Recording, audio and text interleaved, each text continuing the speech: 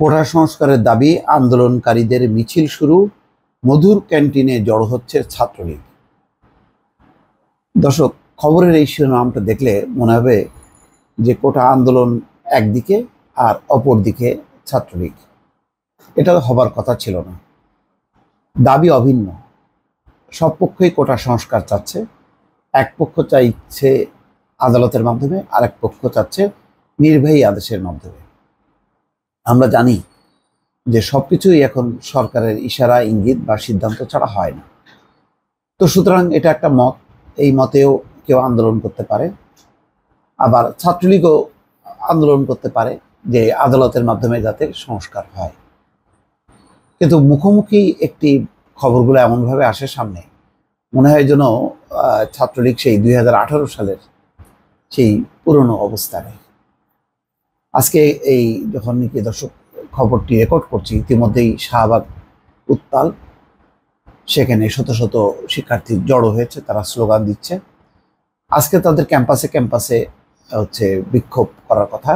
ঢাকা বিশ্ববিদ্যালয়ের গ্রন্থাগার থেকে তারা এসছে শাহবাগে, সেই কর্মসূচি করছে, শান্তিপূর্ণভাবেই হচ্ছে। পুলিশ বলছে যে জানমালের যাতে ক্ষতি না হয়, মন্ত্রীরাও সেই কথা বলছে।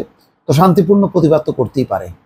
এখন এখানে কখন অশান্তি দেখে, কখন এটিকে প্রতিহত করার চেষ্টা করে, ভয়টা শেখেনি।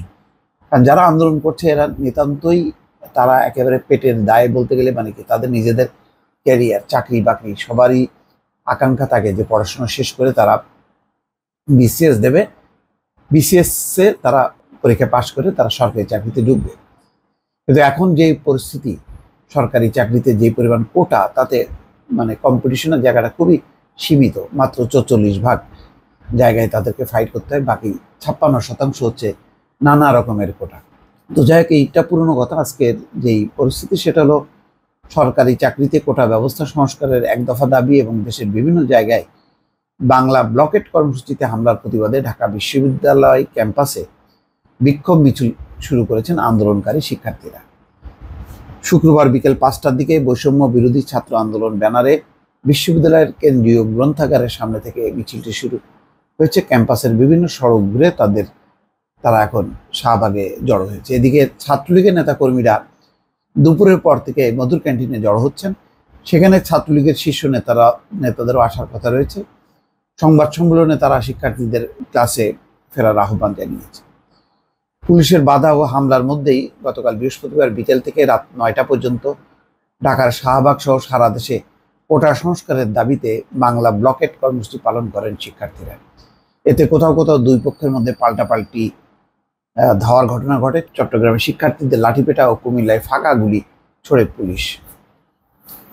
রাজধানীর শাহবাগে গতকাল রাত 9টার দিকে অবরোধ তুলে নেওয়ার আগে বৈষম্য বিরোধী ছাত্র আন্দোলনের অন্যতম সমন্বয়ক নাহিদ ইসলাম বলেন, আন্দোলনরত শিক্ষার্থীদের উপর দেশের বিভিন্ন স্থানে পুলিশ হামলা চালিয়েছে। এই হামলার প্রতিবাদে ও কোটা সংস্কারের দাবিতে শুক্রবার বিকেল 4টায় সারা দেশের বিশ্ববিদ্যালয় ও কলেজ ক্যাম্পাসে বিক্ষোভ মিছিল ও সমাবেশ হবে। জাতীয় সংসদের জরুরি অধিবেশন ডেকে আইন পাশ করে সরকারি চাকরির সব গ্রেডে 5% কোটা রেখে বাকি কোটা বাতিল না করা পর্যন্ত আন্দোলন চালিয়ে যাওয়ার ঘোষণা দেন। দেখা যাক এখন সরকার যদি নমনীয় হয়ে তাদের সাথে আলোচনায় বসে যদি একটা ফয়সালা করে তাহলে ভালো, আর না হলে পরিস্থিতি খারাপের দিকেই যাবে। দেখা যাক কি হয়। ভালো থাকবেন, আল্লাহ হাফেজ।